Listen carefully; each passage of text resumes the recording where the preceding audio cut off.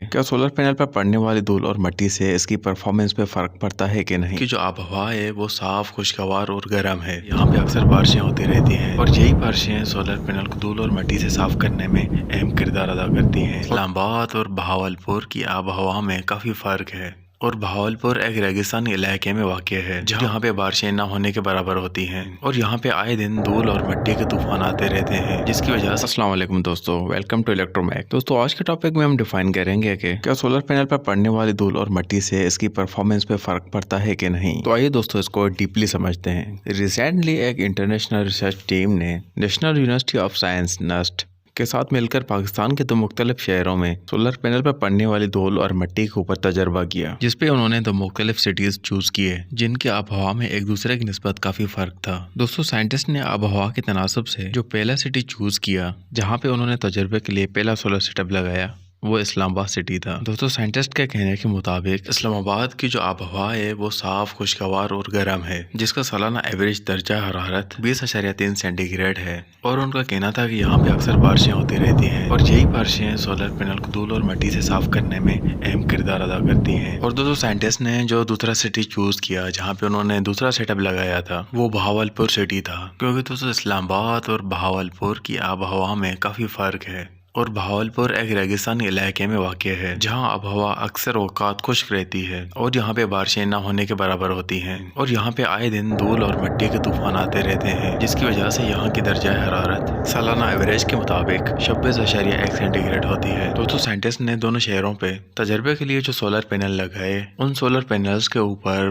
बारीक एक शीशे की शीट को एडजस्ट किया और इस शीट के ऊपर सेंसर लगा के इस पैनल्स को 6 हफ्तों के लिए छोड़ दिया। फिर दोस्तों 6 हफ्तों के बाद इस शीशे की पतली शीट को सोलर पैनल के ऊपर से उतार के इसकी टेस्टिंग की और रिजल्ट निकला कि इस्लामाबाद में कुल जमा होने वाली धूल 6.388% थी और दोस्तों बहावलपुर में कुल जमा होने वाली धूल 10.255% थी। और दोस्तों साइंटिस्ट ने जो इस शीशे की पतली शीट के ऊपर सेंसर लगाए थे उनकी बदौलत सोलर पैनल के ऊपर मिट्टी और धूल के जो पार्टिकल्स थे, इन पार्टिकल की वजह से सूरज की जो रोशनी है वो काफी रिफ्लेक्ट हो रही थी और इन्हीं धूल मिट्टी के पार्टिकल की वजह से जो सोलर पैनल के सेल्स हैं उनको सूरज की रोशनी को जज़ब करने में काफी रुकावट पेश आ रही थी, जिसकी वजह से वोल्टेज एंड करंट में कमी देखने को मिल रही थी। यानी दोस्तों इस धूल और मिट्टी की वजह से सोलर पैनल से जो जनरेशन थी वो बहुत कम आ रही थी। और दोस्तों इस तरह से इस्लामाबाद में अच्छी आबहवा और बारिशें होने की वजह से इन तजर्बे के 6 हफ्तों में सोलर पैनल काफी साफ रहा, जिसकी वजह से इन 6 हफ्तों में पैनल्स के आउटपुट पावर में सिर्फ 15.8% तक कमी रही और 27% तक की पावर जनरेशन हुई।